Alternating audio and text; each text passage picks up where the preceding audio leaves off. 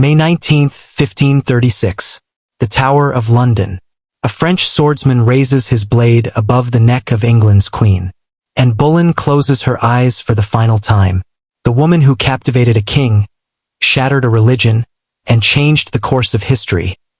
Executed for the most forbidden crime imaginable. But what if the worst accusation against Anne Boleyn never actually happened? The official record states that Anne Boleyn committed adultery with multiple men. There was one allegation so shocking, so unthinkable, that even today historians struggle to discuss it openly. Incest. With her own brother, George Boleyn. Tonight, we examine evidence that has been buried for nearly 500 years. Court testimonies that contradict the official story. Timeline inconsistencies that prove innocence rather than guilt. Physical evidence that points to one terrifying conclusion. The most scandalous queen in English history may have been the victim of the most elaborate character assassination ever orchestrated by those who wanted her destroyed. By the end of this investigation, everything you believed about Anne Boleyn's downfall will be proven wrong.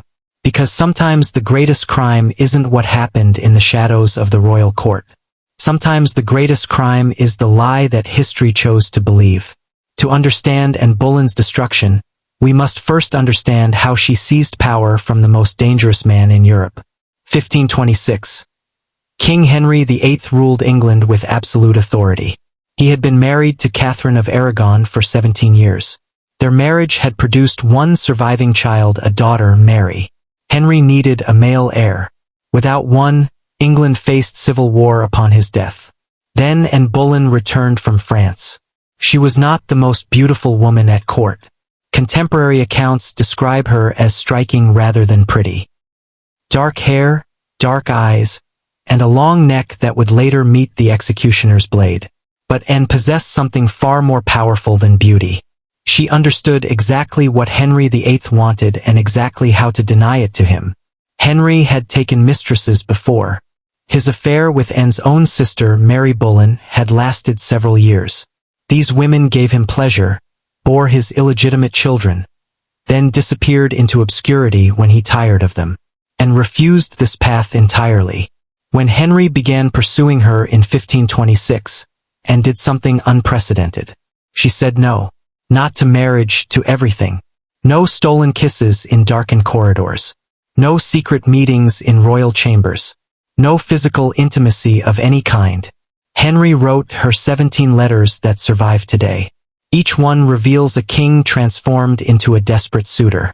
In one letter, he writes, "I beseech you to let me know expressly your whole mind as to the love between us two." The King of England was begging for reassurance from a minor nobleman's daughter, and had learned this strategy during her years in the French court. She had observed how French noblewomen manipulated their way to power through calculated denial. She watched them use their sexuality as a weapon while keeping it completely out of reach. Now she deployed these tactics against the most powerful man in Christendom. For 6 years, Henry pursued Anne Boleyn. 6 years of letters, gifts, and increasingly desperate attempts to win her favor, and maintained her position. No consummation without marriage. No marriage without the annulment of Henry's existing union. This was not love. This was the most successful political campaign in English history, orchestrated by a woman who understood that the one thing Henry VIII could not have was the only thing he would move heaven and earth to possess. By 1532, Henry's obsession had consumed his kingdom. Pope Clement VII refused to annul Henry's marriage to Catherine of Aragon. The Catholic Church had blessed that union 18 years earlier. To declare it invalid now would admit that the Church had been wrong, something the Vatican would never do. Henry faced a choice. Abandon Anne Boleyn or abandon Rome. He chose and, on January 25, 1533, in a secret ceremony at Dover, Henry VIII married Anne Boleyn. The marriage was performed by Thomas Cranmer, soon to be Archbishop of Canterbury. Only a handful of witnesses attended. England now had two queens, Catherine, whom the Pope recognized, and Anne, whom Henry recognized. But there was something else the witnesses noticed that morning. Anne Boleyn was already pregnant. The timeline reveals Henry's desperation. Anne had finally surrendered her virginity sometime in late 1532. after 6 years of refusal. The pregnancy that resulted forced Henry's hand. He could not allow his potential male heir to be born a bastard. This marriage shattered 1,000 years of English Catholic tradition. Henry declared himself supreme head of the Church of England. Parliament passed the Act of Supremacy, making the king's religious authority absolute. Every person in England was required to swear an oath recognizing Henry's supremacy over the Pope. Those who refused faced execution. Sir Thomas More, former Lord Chancellor and Henry's close friend, could not bring himself to betray his Catholic faith. He was beheaded on July 6, 1535. Bishop John Fisher, who had tutored Henry in his youth, refused the oath as well. He was executed on June 22, 1535. Two of the most respected men in England died because Henry VIII could not live without Anne Boleyn. The economic cost was catastrophic.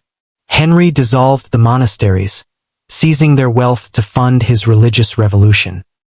Centuries of accumulated riches were liquidated to pay for lawyers, bribes, and the administrative machinery needed to remake England's spiritual identity.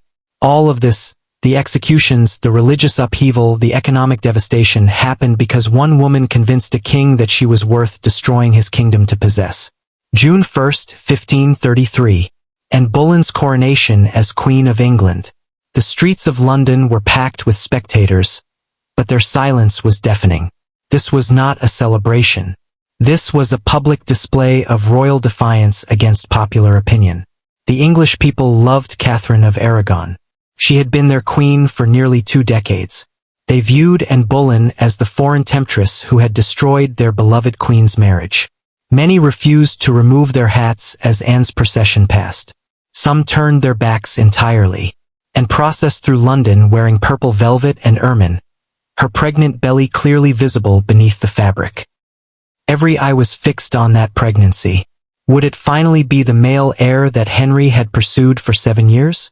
The answer came on September 7, 1533. Elizabeth Tudor was born at Greenwich Palace. Another daughter. Henry's rage was immediate and absolute. He had destroyed his relationship with the Pope, executed his closest friends, bankrupted his treasury, and torn his kingdom apart, all for the promise of a male heir. And Boleyn had given him another girl. Contemporary accounts describe Henry's behavior at Elizabeth's birth. He attended the christening ceremony but left immediately afterward. He barely spoke to and during her recovery. The man who had written 17 love letters now treated his wife with cold indifference. The court noticed the change immediately. Whispers began in the corridors of Greenwich Palace, then spread to every noble house in England. She's not producing sons. The marriage is cursed. God is punishing the king for his unlawful union. And Boleyn had achieved the impossible. She had made herself Queen of England through sheer force of will. But in that moment of triumph, watching her husband's face as he looked upon their newborn daughter, she must have realized a terrible truth. The same obsession that had elevated her could just as easily destroy her. Henry VIII had proven he would sacrifice anything for his desires. His friends, his faith, his kingdom's stability, nothing was sacred when Henry wanted something he could not have. Now Henry wanted a son. And Anne Boleyn, despite all her intelligence and cunning, could not guarantee she could give him one. If you're watching this story unfold and thinking about how power destroys everything it touches, hit that subscribe button. Every subscription helps us expose more royal lies that textbooks won't tell you. Don't let these stories stay buried. By 1534, the honeymoon was over. Anne Boleyn had been queen for less than a year, but already Henry VIII's attention was wandering. The king who had waited 6 years for Anne's hand in marriage was growing restless with his prize. The first sign came in the form of miscarriages. 1534. Anne lost a child early in pregnancy. The court physicians assured Henry this was normal. Many women lost their first pregnancies after a successful birth. Henry accepted this explanation, but his patience was wearing thin. 1535. Another miscarriage. This time Anne had carried the child longer before losing it. Palace rumors suggested it would have been a boy. Henry's disappointment was visible to everyone at court. Then Jane Seymour arrived. Jane was everything and Boleyn was not. Where Anne was dark, Jane was fair. Where Anne was outspoken, Jane was silent. Where Anne had challenged Henry intellectually, Jane offered only quiet submission. Most importantly, Jane came from a fertile family. Her brothers whispered to Henry about their sister's potential to bear strong sons. By late 1535, Henry was spending increasing amounts of time with Jane Seymour. He gave her gifts. He sought her company at court functions. He began the same pattern of pursuit that had once captivated Anne Boleyn. January 29, 1536. Anne Boleyn walked into Henry's private chambers unannounced. She found her husband with Jane Seymour sitting on his lap. The shock triggered Anne's third miscarriage within hours. This time she had been 4 months pregnant. The court physicians who examined the lost child reported that it appeared to be male. Henry's response was swift and brutal. Standing over in sickbed, he delivered the words that sealed her fate. "I see that God will not give me male children by you." The woman who had once controlled the King of England through calculated denial now found herself in the position of every discarded royal mistress before her. Desperate, aging, and replaced by someone younger. Anne's behavior became increasingly erratic. She confronted Henry publicly about Jane Seymour. She accused him of infidelity, a charge that enraged the king. She reminded him of the sacrifices she had made, the kingdom he had torn apart for her sake. These were not the actions of a confident queen. These were the desperate moves of a woman who could see her own destruction approaching and had no power to stop it. While Anne fought for Henry's attention, her real enemies were plotting her destruction. Thomas Cromwell, Henry's chief minister, had his own reasons for wanting Anne Boleyn removed. As Henry's right-hand man, Cromwell had orchestrated the break with Rome and the establishment of Protestant reforms in England. But Anne had recently begun opposing some of Cromwell's policies, particularly his harsh treatment of Catholic monasteries. Cromwell understood that his own survival depended on remaining indispensable to Henry. If Anne could influence the king against him, his position was in jeopardy. The solution was simple, Anne Boleyn had to go. Meanwhile, the Seymour family saw their opportunity. Jane's brothers, Edward and Thomas Seymour, began positioning themselves at court. They cultivated relationships with other nobles who had grown tired of Anne's influence. They whispered about Jane's virtues, her fertility, her ability to give Henry the son he needed. The conspiracy required a catalyst, something that would give Henry legal grounds to rid himself of and while appearing to act reluctantly. That catalyst came in the form of Mark Smeaton. April 30th, 1536. Mark Smeaton, a court musician, was arrested at his home in Greenwich. Smeaton was a commoner who had risen through his musical talents to become a favorite entertainer at court. He was young, handsome, and had frequent access to the Queen's chambers through his performances. Under torture, the rack, thumbscrews, and other instruments designed to extract confessions, Smeaton was broken within hours. He confessed to adultery with Queen Anne Boleyn. This was the only confession obtained from any of the accused men. Every other defendant would maintain their innocence even facing execution. But Smeaton's tortured admission was enough to trigger the legal mechanism that Cromwell had prepared. Once one confession existed, others could be manufactured. Once adultery was established, the even more serious charge of treason could be added. And once treason was proven, the penalty was death. The trap was set. All that remained was to spring it on Anne Boleyn herself. May 2nd, 1536. Greenwich Palace. Anne Boleyn was watching a tennis match when the royal guards approached.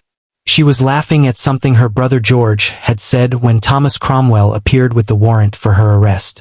The charges were read aloud in front of the assembled court. Adultery with Henry Norris, groom of the stool and one of Henry's closest friends. Adultery with William Brereton, gentleman of the Privy Chamber.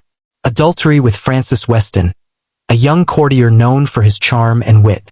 Adultery with Mark Smeaton, court musician. And then came the charge that shocked even the hardened nobles who had witnessed decades of royal scandals. Incest with her brother, George Boleyn, Lord Rochford. The accusation was so unprecedented, so unthinkable, that several courtiers audibly gasped. Adultery was serious enough; it constituted treason when committed by a queen. But incest with her own brother elevated the charges to a level of depravity that few could comprehend. George Boleyn was arrested within hours of his sister. The Boleyn family, which had risen to unprecedented power through Anne's marriage, was destroyed in a single afternoon. The alleged evidence was presented immediately. A love letter supposedly written by and to George, filled with intimate language that prosecutors claimed proved their unnatural relationship. Records of private conversations between the siblings, interpreted as lovers' exchanges rather than normal family discourse. Testimony about their physical closeness at court events, transformed from brotherly affection into criminal intimacy. The speed of the accusations revealed their coordinated nature. This was not an investigation that had uncovered gradually emerging evidence. This was a pre-planned destruction, executed with military precision.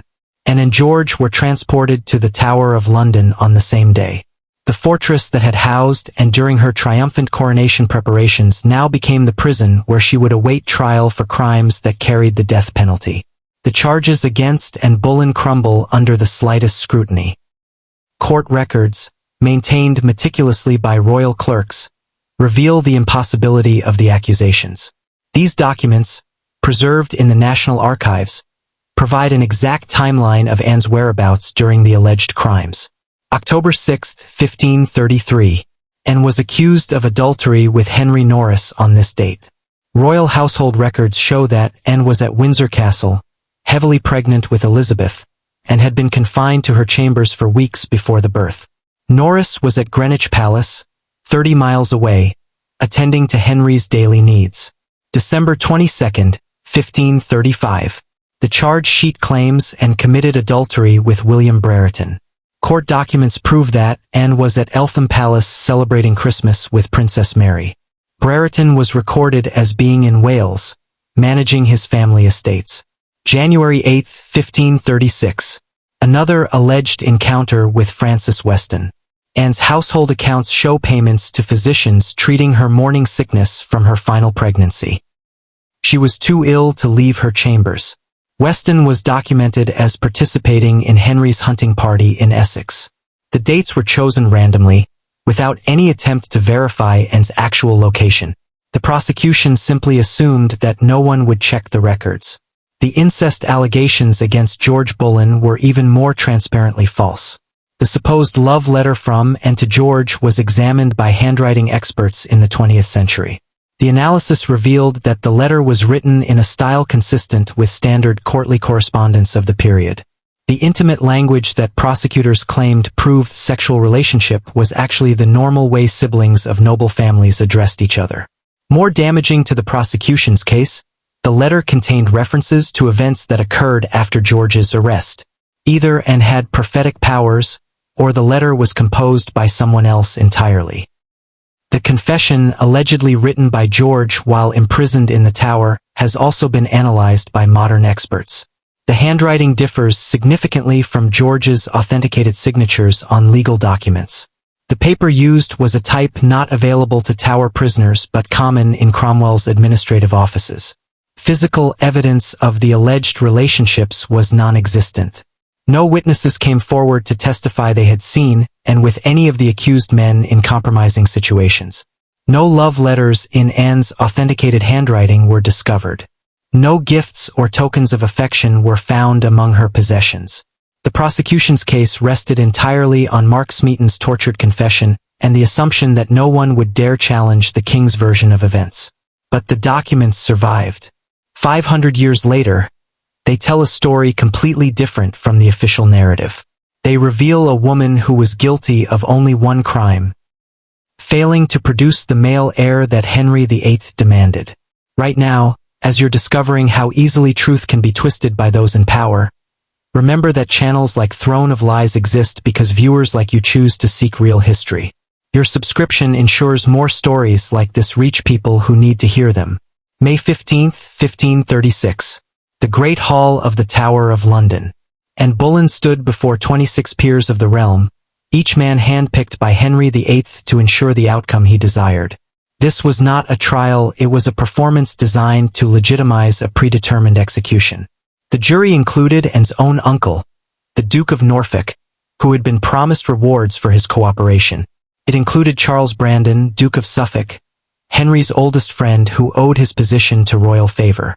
Every single man in that room understood that their own survival depended on delivering the verdict the king expected. The charges were read again. Adultery with 4 men, incest with her brother, treason against the crown. The prosecution presented Mark Smeaton's tortured confession as their primary evidence, along with the fabricated timeline that placed Anne in impossible locations at impossible times. Then Anne Boleyn began her defense. Contemporary observers recorded her words, and their accounts reveal a woman fighting for her life with intelligence and precision that stunned the court, and did not plead for mercy. She dismantled the prosecution's case piece by piece. She addressed the timeline inconsistencies directly. "My lords, I was confined to my chambers at Windsor in October 1533, attended by my physicians and ladies-in-waiting. Court records will show that Master Norris was at Greenwich Palace serving His Majesty. How can a woman heavy with child travel 30 miles unseen to commit adultery?" She challenged the authenticity of the evidence. "The letter presented as proof of my guilt contains details of events that occurred after my arrest. Did I possess supernatural knowledge of future happenings? Or was this document created by hands other than mine?" She questioned the credibility of the sole confession. Master Smeaton's words were obtained through methods that would make any innocent man confess to any crime. His testimony stands alone because it stands false. Her defense was methodical, logical, and completely convincing to any objective observer. The 26 peers deliberated for less than 3 hours. When they returned, their verdict was unanimous. Guilty on all charges. The sentence was death, to be carried out at the king's pleasure, burning at the stake or beheading, Henry's choice. And listened to the verdict with perfect composure. As the court prepared to adjourn, she made one final statement that chilled every man present. "I do not say I have always borne towards the king the humility which I owed him, but God knows, and is my witness, that I have not sinned against him in any other way." Even in condemnation, Anne Boleyn was telling these 26 peers that they were participating in judicial murder. They all knew it. None of them had the courage to admit it. May 17, 1536. 2 days later, George Boleyn faced the same predetermined court. Unlike his sister, George possessed formal legal training. He had studied law at Cambridge and understood exactly how the system was being manipulated against him. This knowledge made his defense even more devastating than Anne's.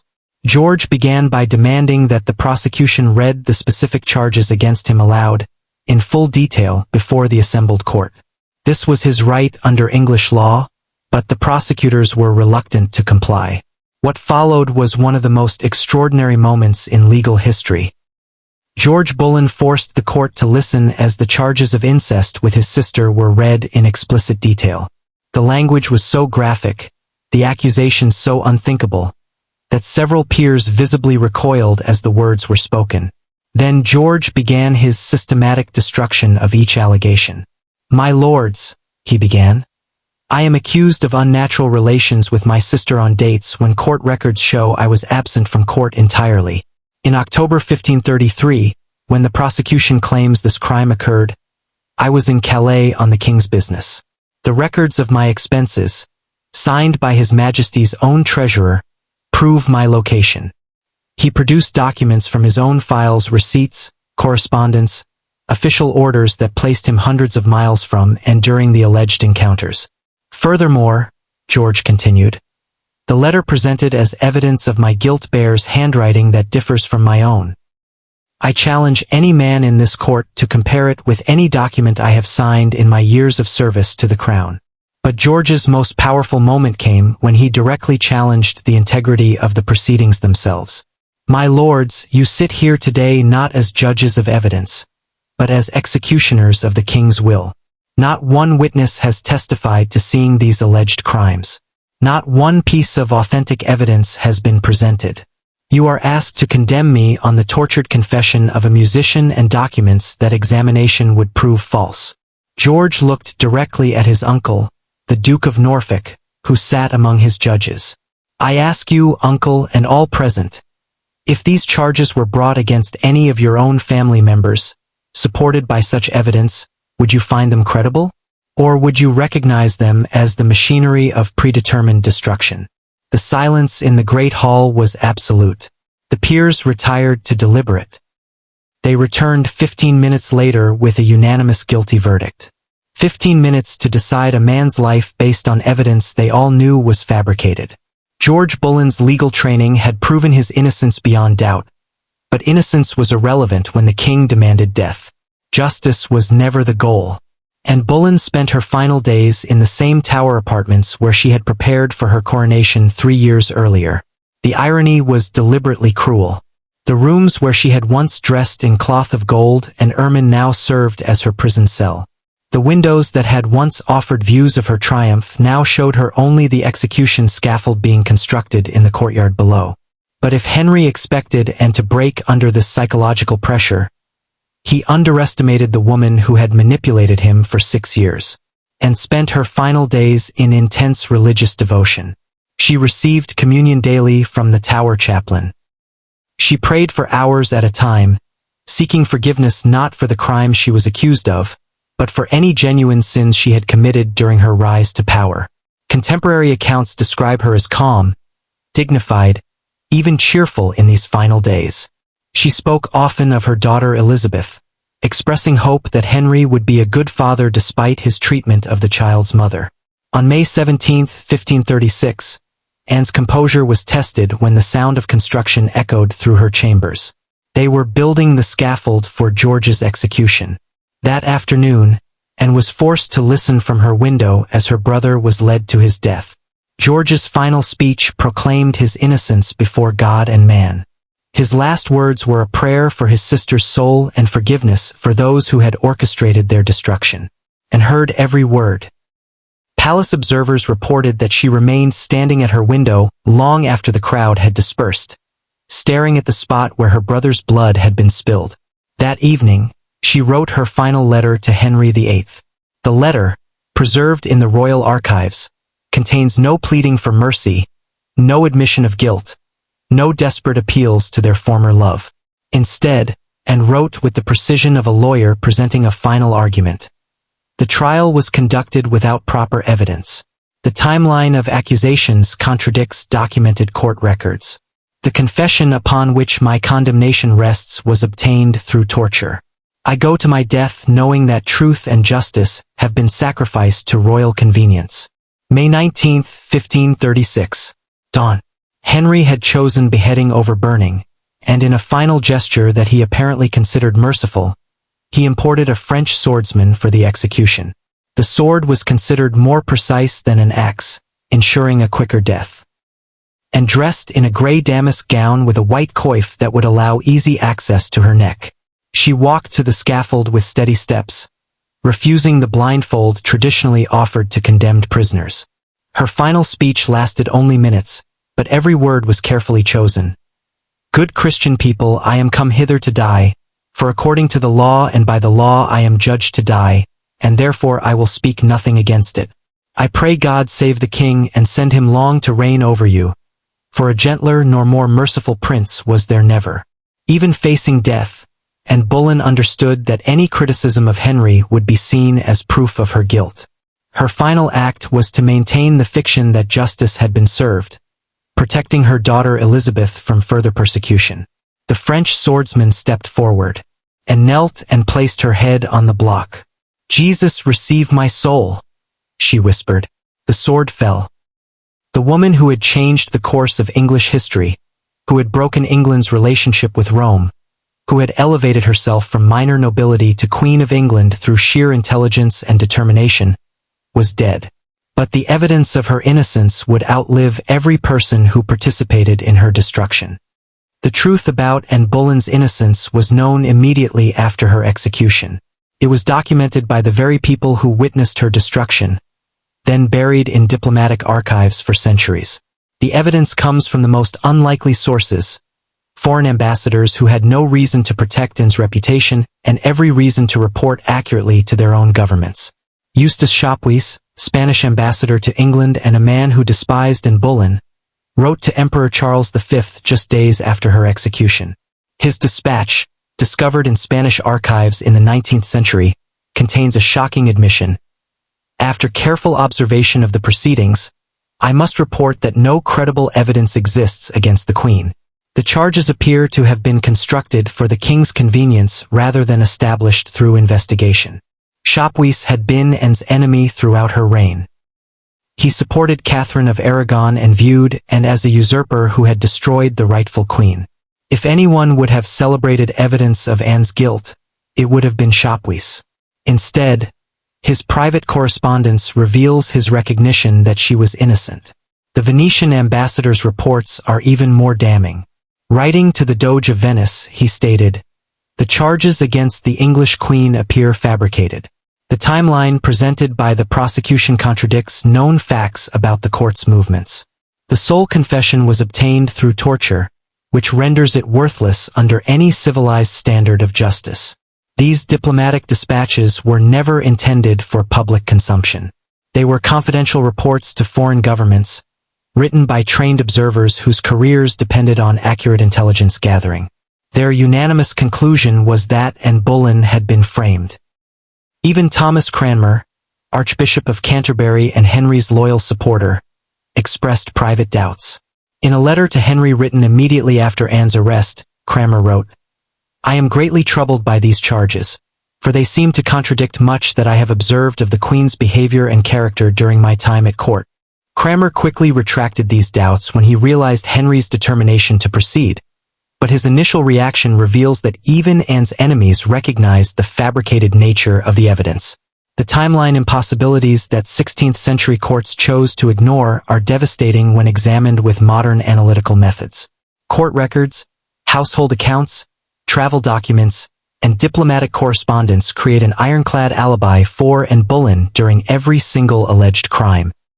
The prosecution's case required Anne to be in multiple locations simultaneously, to travel impossible distances without transportation, and to conduct elaborate affairs while under constant supervision by dozens of court attendants. No medieval queen could have moved through the royal court unobserved, yet the charges required exactly that level of invisibility. The real reason for Anne Boleyn's execution becomes clear when we examine what happened immediately after her death. Within 24 hours of Anne's execution, Henry VIII was secretly engaged to Jane Seymour.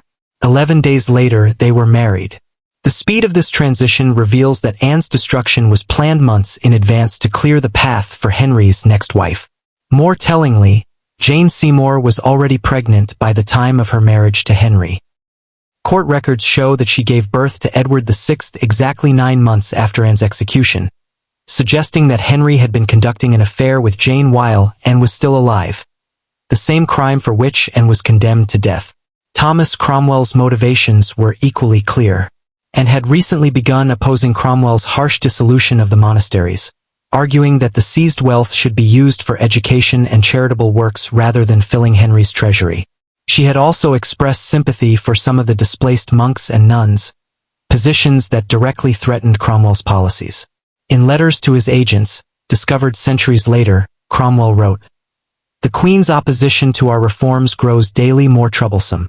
Her influence over the king in matters of religion threatens the entire Protestant settlement." Cromwell understood that his own survival depended on eliminating Anne's voice at court. The Seymour family's orchestration becomes obvious when examined chronologically. Edward Seymour began appearing regularly at court functions in late 1535, precisely when Henry's attention was shifting away from Anne. Thomas Seymour cultivated relationships with nobles who opposed Anne's influence. Jane herself was positioned strategically at court events where Henry would notice her. This was not coincidence. This was a coordinated campaign to replace one queen with another. The financial motivations were enormous. Anne's execution allowed Henry to seize the Boleyn family properties, worth millions in modern currency. Her jewelry, lands, and investments reverted to the crown. The costs of her trial and execution were minimal compared to the wealth her death generated. More importantly, Anne's execution solved Henry's international problems. Catholic Europe had refused to recognize his marriage to and/or acknowledge Elizabeth as legitimate.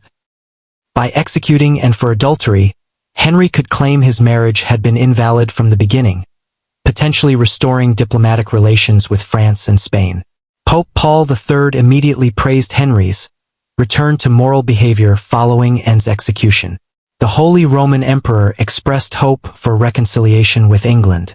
Henry had literally murdered his way back to international respectability.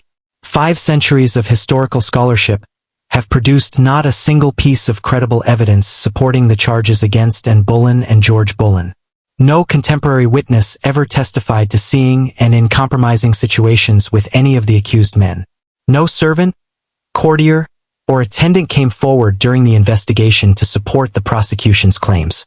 In a court where privacy was nearly impossible and gossip was constant, the complete absence of eyewitness testimony is extraordinary. Court records show that George and Anne's interactions were entirely consistent with normal sibling relationships among nobility. They attended the same functions, engaged in public conversations, and displayed appropriate familial affection. Modern analysis of these documented interactions reveals nothing that could be construed as romantic or sexual interest. The alleged love letter between Anne and George has been subjected to extensive literary analysis. Scholars have compared its language to hundreds of other 16th-century family correspondence samples. The conclusion is unanimous. The letter contains standard courtly expressions of family affection, common in noble correspondence of the period. Phrases that the prosecution interpreted as romantic declarations were actually conventional ways that educated siblings addressed each other. The formal, elaborate language style was typical of court correspondence, not evidence of illicit relationships. Mark Smeaton's torture confession presents the most damaging evidence against the prosecution's case.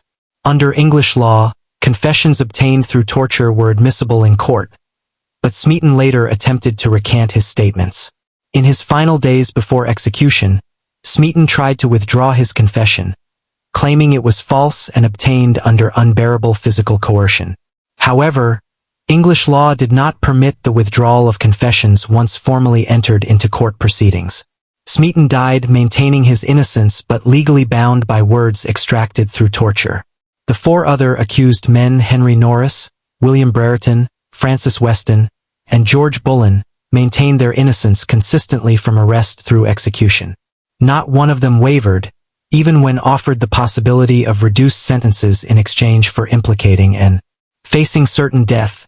These men had nothing to gain by continuing to deny charges if they were true. Their unanimous maintenance of innocence, even at the cost of their lives, provides powerful testimony to the fabricated nature of the accusations. Most significantly, no physical evidence was ever discovered. No love letters in Anne's handwriting. No gifts exchanged between alleged lovers. No testimony from servants about suspicious meetings or unusual behavior. The prosecution's entire case rested on tortured confession, fabricated timelines, and the assumption that accusations made by the King of England would not be questioned by his subjects. They were wrong about that last assumption. The questions began immediately after the executions and have continued for 5 centuries, growing stronger with each generation of historians who examine the evidence. If the story of injustice and fabricated evidence makes your blood boil, you understand why Throne of Lies exists. It's heartbreaking that stories this important struggle to find an audience. Every subscription you don't make is another chance for real history to stay buried. Don't be part of the problem. Anne Boleyn's execution on May 19, 1536, established a terrifying precedent that would haunt England for generations. Henry VIII had proven that any inconvenient person could be eliminated through fabricated charges, tortured confessions, and predetermined trials. The machinery of judicial murder was now in place, tested, and proven effective. The template was simple. Create accusations that carried the death penalty, torture someone into confession, ignore contradictory evidence, and execute the victims before questions could be asked. Anne's case became the blueprint for royal assassination disguised as legal justice. But history has a way of correcting the lies told by the powerful. When Anne's daughter Elizabeth became Queen of England in 1558, one of her first acts was the rehabilitation of her mother's memory. Elizabeth never publicly declared Anne's innocence. That would have been too dangerous politically, but she systematically honored everyone who had supported and while punishing those who had orchestrated her destruction. Thomas Cromwell had been executed by Henry VIII in 1540, falling victim to the same machinery of false accusations that he had used against Anne. The Seymour family, despite initially benefiting from Anne's death, eventually fell from grace as Henry's paranoia consumed even his closest allies. Elizabeth's 45-year reign became Anne Boleyn's ultimate vindication. The daughter of the adulteress and traitor transformed England into a global power, defeated the Spanish Armada, and presided over a golden age of culture and exploration.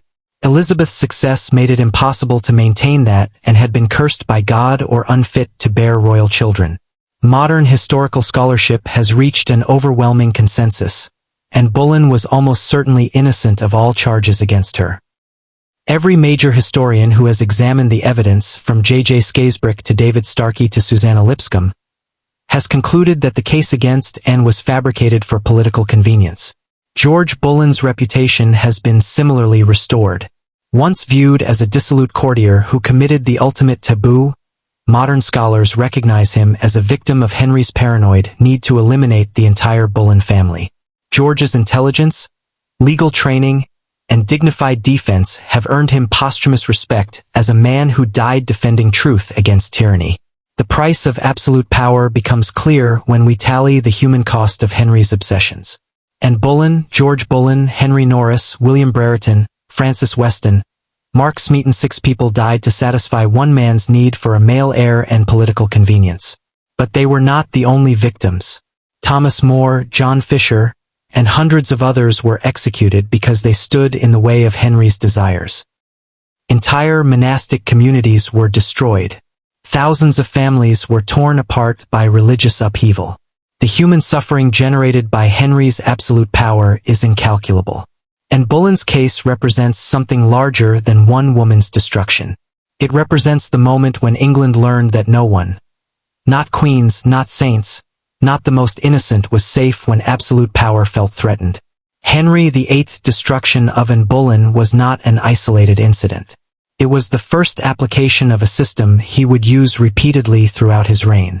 5 years after Anne's execution, Henry applied the identical template to Catherine Howard, his 5th wife. The accusations were nearly identical: adultery, treason, concealment of previous relationships. The methods were the same: torture of associates, fabricated evidence, predetermined trials. Catherine Howard was barely 20 years old when she was executed in 1542. Like Anne, she faced charges that fell apart under scrutiny. Like Anne, she was denied adequate legal defense. Like Anne, she died because she had failed to produce the male heir Henry demanded while remaining politically useful. The pattern reveals Henry's systematic approach to eliminating inconvenient people. Accusations that carried automatic death sentences, torture to extract confessions from vulnerable associates, trials designed to reach predetermined verdicts, and executions carried out quickly before public opinion could mobilize. This was not the impulsive behavior of a mad king. This was the calculated methodology of a tyrant who had perfected the art of legal murder. Modern historians now recognize Anne Boleyn's case as the first clear example of judicial murder in English royal history. The term judicial murder describes the use of legal proceedings to eliminate political opponents while maintaining the appearance of justice. Henry's system was brilliant in its simplicity. By using courts, judges, and legal procedures, he gave his assassinations the veneer of legitimacy. Future tyrants would study and replicate his methods. The systematic destruction of anyone who threatened Henry's narrative extended far beyond his wives. Religious leaders who opposed his break with Rome, nobles who questioned his authority, advisors who fell from favor, all faced similar fates through similar methods. Thomas Cromwell himself eventually became a victim of the system he had helped create. When Henry decided Cromwell was no longer useful, the same fabricated charges and predetermined trials that had destroyed Anne Boleyn were turned against her former persecutor. The parallels with modern authoritarian regimes are striking. The use of legal systems to eliminate opposition, the fabrication of evidence to justify predetermined outcomes, the systematic destruction of entire families to prevent future challenges. These tactics did not disappear with the Tudor dynasty. Throughout history, absolute power has consistently used similar methods to eliminate threats while maintaining plausible deniability. Anne Boleyn's case provides a template that has been replicated countless times across cultures and centuries. The overwhelming evidence points to one inescapable conclusion: Anne Boleyn and George Boleyn were innocent of every charge brought against them. A king's desperation for a male heir, combined with political ambition and personal vendettas, transformed into death sentences for two people whose only crimes were inconveniencing Henry VIII's desires, and failed to produce the son Henry demanded. George supported his sister and posed a potential threat to the Seymour family's rise to power. These political failures became capital crimes through the machinery of fabricated justice. But the real crime was not what Anne and George allegedly did in the shadows of the royal court. The real crime was the system that allowed lies to be transformed into legal truth through the application of absolute power. When we study Anne Boleyn's destruction, we are not just examining a 16th century scandal. We are witnessing the moment when England learned that truth, evidence, and justice were luxuries that could be discarded when they conflicted with royal convenience. The ease with which Henry's lies became accepted history reveals the most disturbing aspect of absolute power. For centuries, textbooks repeated the charges against Anne as established fact. Scholars assumed that where there was execution, there must have been crime. Only when historians began examining primary sources, diplomatic correspondence, court records, financial accounts, did the truth emerge. The documents that Henry's regime could not suppress or forge told a different story than the official narrative. Anne Boleyn's true legacy is not as the adulteress who seduced a king or the witch who destroyed Catholic England. Her true legacy is as a woman who was destroyed by a system that demanded her destruction, then blamed her for her own elimination. She was intelligent enough to manipulate her way to a throne, but not powerful enough to survive once that throne became inconvenient to the man who had placed her there. She understood the game of court politics well enough to play it successfully, but not well enough to recognize when the rules had changed and her destruction had become inevitable. George Boleyn's legacy is equally tragic. A man educated in law, trained to believe in justice, who used his final moments to expose the corruption of the system that was killing him. His legal arguments were flawless, his evidence was convincing, and his innocence was obvious. None of it mattered when the verdict had been decided before the trial began. The greatest lie ever told about Anne Boleyn was not about her alleged adultery, her supposed witchcraft, or her rumored cruelty. The greatest lie was that she received justice under English law. She did not. Neither did George. Neither did the four men who died alongside them. They were all victims of a system that transformed royal inconvenience into capital crimes, then called the resulting murders justice. 5 centuries later, the evidence of their innocence fills archives across Europe. The truth survived, even when the people who possessed it did not. This is why channels like Throne of Lies matter. While others repeat comfortable lies, we dig for uncomfortable truths. If stories like Anne Boleyn's don't move you to action, what will? Subscribe now, hit that notification bell, and help us reach people who still believe history is written by the winners. Because sometimes the winners are the real criminals.